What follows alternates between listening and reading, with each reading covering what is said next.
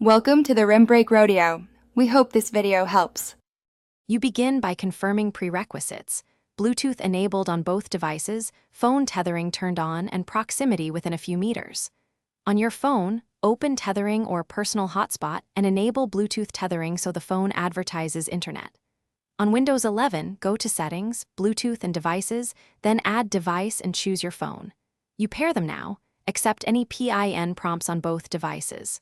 Once paired, make sure the phone shows Connected for calls or media. This indicates the link is established.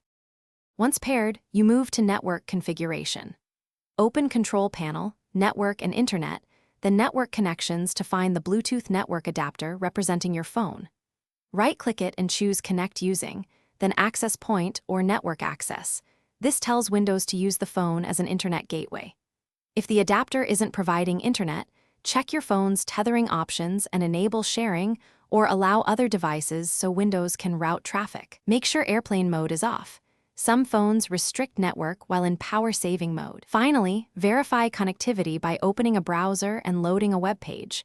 This confirms successful tethering. If pages don't load, disable and re-enable the Bluetooth adapter on Windows, then toggle Bluetooth on the phone. This refreshes the connection. Make sure Windows uses the Bluetooth adapter as the active network in Settings Network and Internet.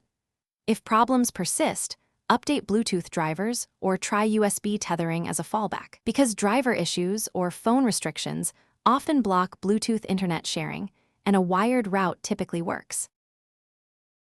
Thanks for watching. Consider subscribing if we helped you.